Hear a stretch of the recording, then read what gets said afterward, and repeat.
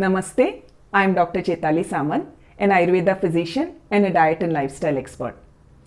As we are going through this pandemic from last 1.5 years, there's a very important topic which I wanted to discuss in today's video. I've been having this in mind from a very long period of time. Our children are attending classes online, and it's natural for us to start thinking about what will be the impact of lack of socialization, lack of structured classrooms, and lack of structured education in school and extracurricular activities, etc., on the growth and development of our children and their emotional well-being. I have been receiving a lot of patients of late who suffer from lack of attention, lack of concentration, poor academic performance, etc. Of course, I also see a lot of patients with clinically diagnosed ADHD. But all these children who do not have clinical ADHD, however, suffer from inattention, poor concentration, the number is increasing.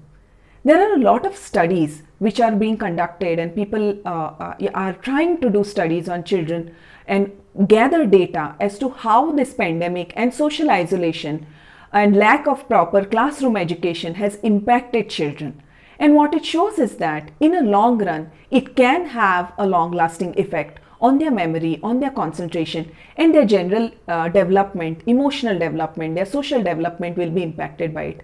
That's why a lot of scholars are pushing for schools to reopen. Although that's a different topic, which this is not the platform to discuss it, still I would like to address this particular issue.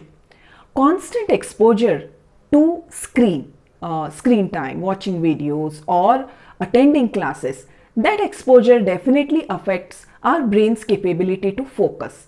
So it reduces our memory, it can reduce our concentration, and in long run, it can pull down the academic performance. Although academic performance is a very subjective term, still a child's capability to learn, acquire new skills, learn new hobbies can get affected by prolonged screen time. Now, how does Ayurveda come into play with this? See, there are a lot of chemical and synthetic medicines which get given to children for boosting their attention and concentration. But the side effects of such medicines are too severe for children who might be expressing this lack of attention and concentration as a result of online education. So for such children, Ayurveda offers a good solution in terms of very non-toxic herbal supplements and herbal medications. Of course, I would not like to mention certain herbs, and I definitely do not encourage over-the-counter usage of Ayurveda medicines, especially in children, because they are medicines. Still, based on each child's need, their digestion, their stage of growth, what is their age group, an Ayurveda physician or an Ayurveda expert can definitely help you kind of have a perfect therapeutic routine for your child, not just in terms of medications, but also in terms of therapeutic yoga, structured activities, and simple activities that can be incorporated in their routine to encourage their brain to do better.